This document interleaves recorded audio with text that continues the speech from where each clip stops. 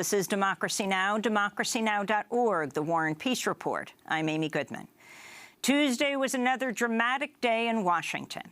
On Capitol Hill, Senate Republicans voted by the narrowest of margins to open debate on repealing Obamacare.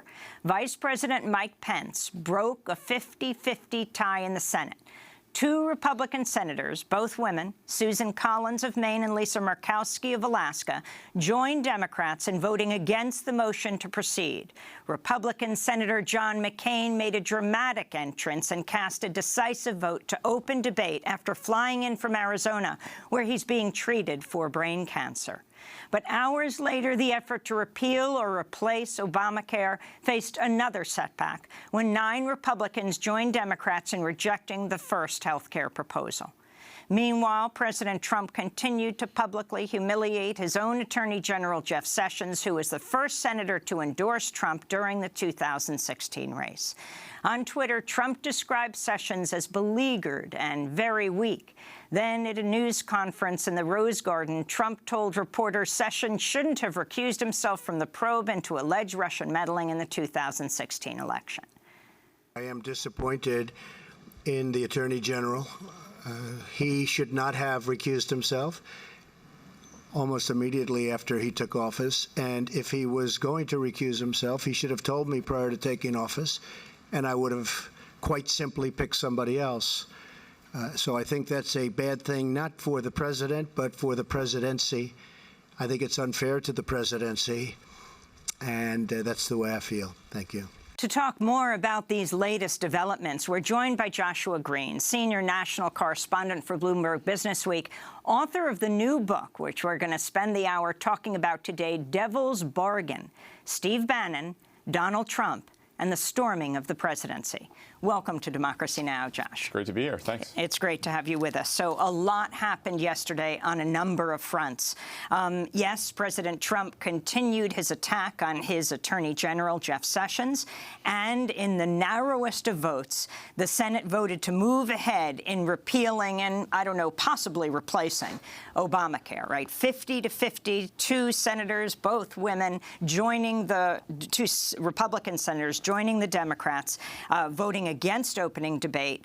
But ultimately, Vice President Pence broke the tie, and they are moving forward today. The significance of all of this. Well, it's significant that they moved forward in Congress. It's called a motion to proceed, and this is just to begin the debate. This is what happened yesterday, and there was real fear in the White House and among Republicans that they wouldn't even get that far, that sort of this is the stage that health care might die on. But as we saw, McCain came back. He provided the 50th vote. Pence was the tie-breaking vote. Then they could move forward.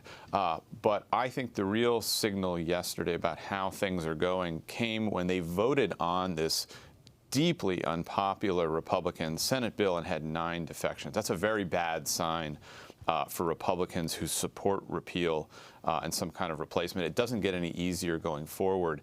And so there's going to be debate. There's going to be what's called a vote-a-rama, where different amendments are voted on.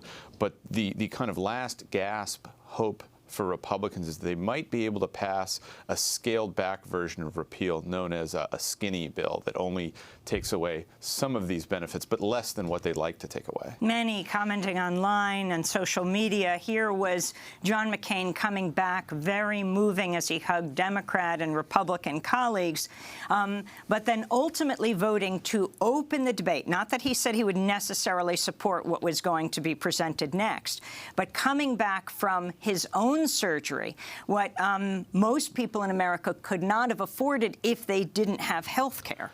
You know, there's something striking about this, because I was in Washington reporting on health care back during the Obamacare fight when Ted Kennedy, who had the same brain cancer that John McCain has now, flew back in clearly weakened to cast the deciding vote to give people health care. And here McCain is, and he comes in and gives this dramatic speech about how Republicans need to return to regular order, which they've ignored throughout this process, and casts the deciding vote to go ahead and take health care away from people. It was a dramatic bookend, and I think it just shows how extreme even Republicans like John McCain, who has always been considered kind of a populist maverick, someone who flirted with switching parties and becoming a Democrat 10, 15 years ago, how far out on the rightward fringe they've gotten.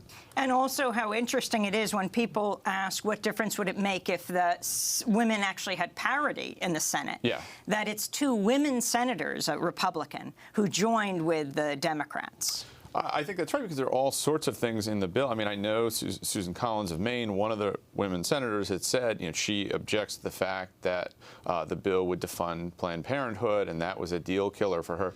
There aren't any men among the Republican Senate caucus that feel the same way. So it's so important, the individual politics of the senators, but you can also see the importance of individual Senate races. Had Democrats won an additional seat last year, this motion to proceed on health care wouldn't have happened. So it gives you, it's a reminder of just how vital every election is when it comes to these big landmark bills. And speaking of Planned Parenthood, the Senate parliamentarian ruling that Planned Parenthood could not be defunded for a year with just a majority vote. And then the Senate Majority Leader saying that he might overrule what she said. Exactly. I mean, this is another steamrolling of congressional and constitutional norms, and we've seen this a lot over the last 6 months, and it tends to be attributed mainly to President Trump, because he is so offensive and transgressive and kind of crashes through these norms.